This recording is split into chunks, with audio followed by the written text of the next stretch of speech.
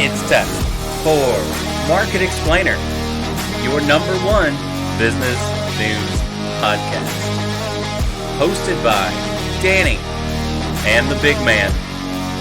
And it starts right now. This next story is fascinating.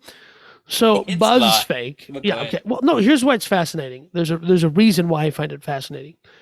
BuzzFeed News. Now, BuzzFeed, for my generation, not yours, maybe for your generation too, but for millennials, BuzzFeed was this listicle, like they put the 10 reasons you and your friends are like friends from the TV show.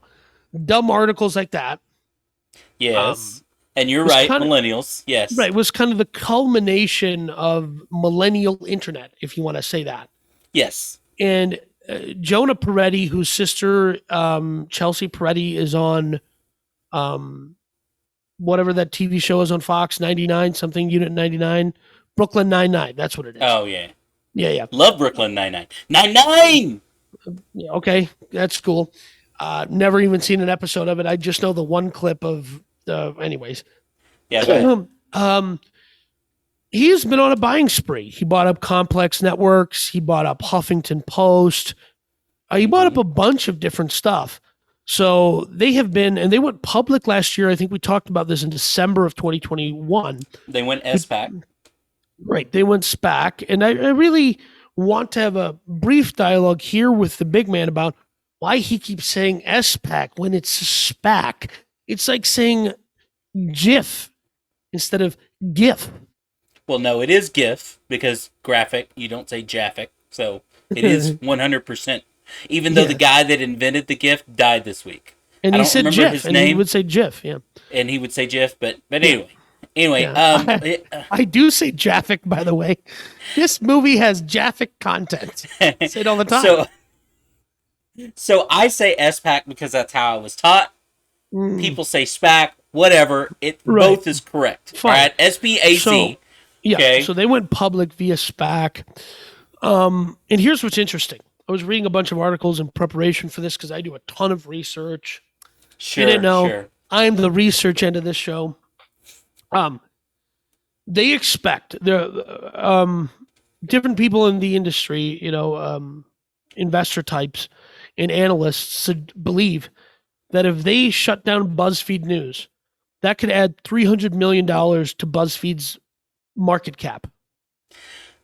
Okay, yes, that is according to someone that it's in their interest. Look, of course. Here's the deal. BuzzFeed should have never gone public, by the way. Should never have gone public. It's lost 50% its value since going public, which is the dumbest thing ever. And look, but why do wait, big man. Why do companies go public? We all know why. Their investors needed exits, right? Their initial investors needed exits, right? But here's the deal. BuzzFeed, and this is where you and I, when we talk about valuations and stocks, you and I have talked about a bunch of companies in the last couple of months that are losing millions, if not hundreds of millions of dollars a year, and they have these huge valuations or whatever. Here is BuzzFeed, which is the reason it's called BuzzFeed is because that buzz, right? It used to be a buzzword for, hey, this is really popular. This is really, it was like Google buzz. Exactly. These were articles and stories. It was a conglomerate of a bunch of different, hey, this is really popular right now. Here's our take on it, right? Whatever, right? Yeah. And hence the name BuzzFeed. But the point though here is this as a company, because of those acquisitions and different things that they've grown past just doing political news or, you know what I mean? Whatever, lifestyle news or whatever, this is a profitable company overall. Now, they're picking on BuzzFeed News because it by itself is losing $10 million a year. But guess what? There is no money to be made in news anymore if you're not Fox News Network or CNN that caters specifically to niche groups of individuals, right? Yeah, and hey, by the way, BuzzFeed clearly it's clearly bowing down to a specific audience. That's not a thought of my mind that they're not doing that. Well, absolutely, I don't think but you got to be able to make money off of those niches if you go into a niche. Right. I don't think of BuzzFeed News and go, oh my goodness. That's the Glenn Greenwald of like being straight down the middle of the facts. We all know they're in the tank for whatever team. It's just a matter of the reason I find this interesting is here is the originator. Okay, this is the origin of clickbait. Yes. And even they cannot make money anymore. And so here's Big Man and I. We're a fledgling, up and coming. Those are all polite ways of saying we've burned money. We haven't made a penny doing this podcast, right?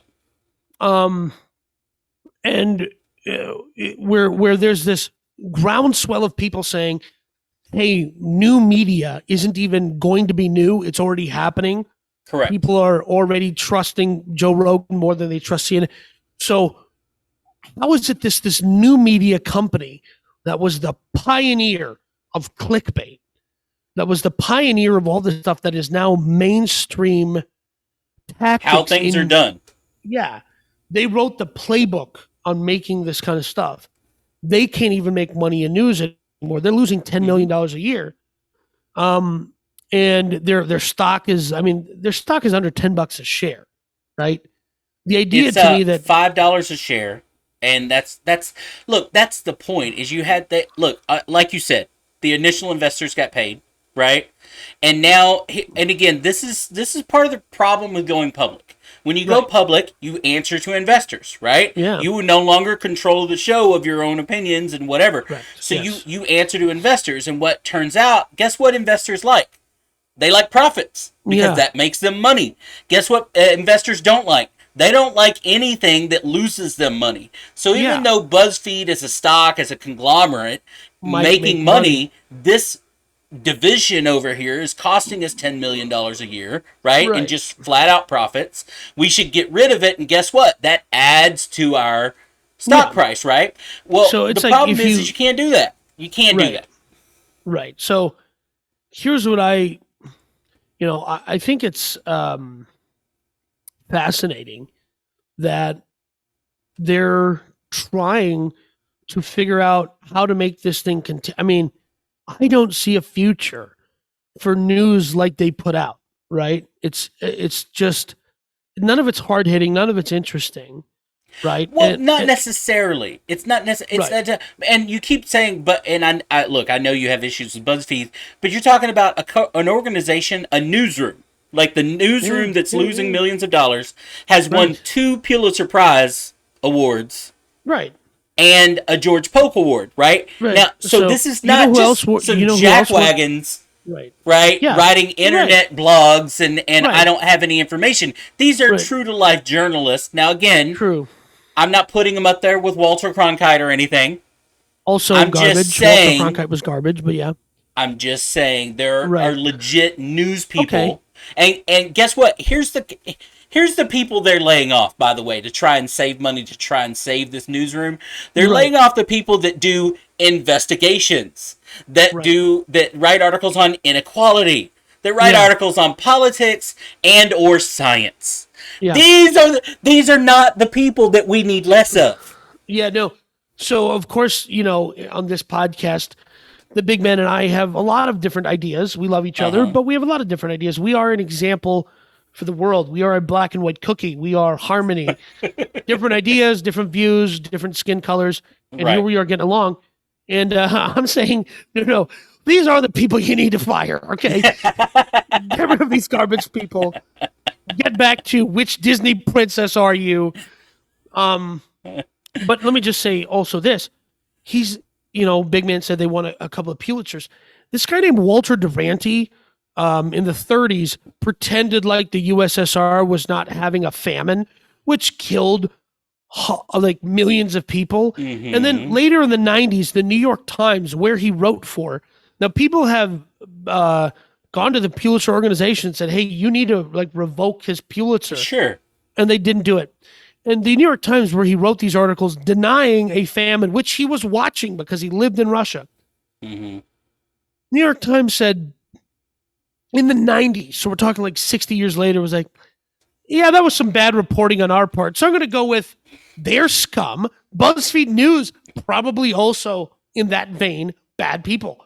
So there are always individual bad actors, and there are always over time that changes. I'm sure Pulitzer Prize. I'm sure they've given Pulitzer Prize to people that 50 years ago were considered great people, but for some reason, if we put them under today's microscope, they would be absolutely horrible people. Is Pulitzer going to go back and take all of those Pulitzer Prize back? No, come on, they're not going to do that, right? So that's the way awards work. But what it seems like they want to do in this world, though, is get it as close to even as possible.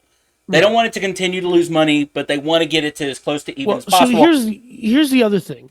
Peretti was one of the founders, along with a guy named Andrew Breitbart. Go ahead and Google him and figure out how this group of people all ended up together. I'll never figure it out. Mm-hmm. But he helped create Huffington Post, which is now just HuffPost. So it would seem that there is, where Huffington Post or HuffPost has a brand more in the journalistic space, it would make sense that why do you have BuzzFeed News and Huffington Post? That makes no sense to Danny as a marketing guy, right? So it makes more sense to me that you bought this brand. Why not leverage this brand better and say, hey, we're moving all of this stuff into HuffPost, and BuzzFeed is going to go back to being which guitarist from which guitarist from Slayer are you? Whatever, like the dumb things that used to be on BuzzFeed, which is, I feel like it's a Gen Xer thing now. Like the only people I see posting anything from BuzzFeed is like, I just took this test and it says my husband is Jerry from Seinfeld. Are you the Kramer? That's what I think is like, And I would agree with that. Again, not a huge BuzzFeed fan, never have been, right, or whatever. My point, though, is just from a journalistic... Somebody needs to be out there investigating politics and science. Somebody needs to be out there investigating, you know what I mean? These different things that are important. And if BuzzFeed's not doing it, that's less people that are doing it, and yada, yada. You know who it should be? Tucker Carlson. God, no. Absolutely not. Okay. But look, this just boils down to, I'm not even going to touch that with a 10-foot. I'm not going to touch that with your poll, more or less anybody else's. All right. Right. So, but look, this just comes back to now you've gone public, so you have to listen to investors. Investors don't like losing money, right? So you're going to they want you to cut the fat. That's what they're trying to do. That seems a little fat phobic, but I'll accept it in this context.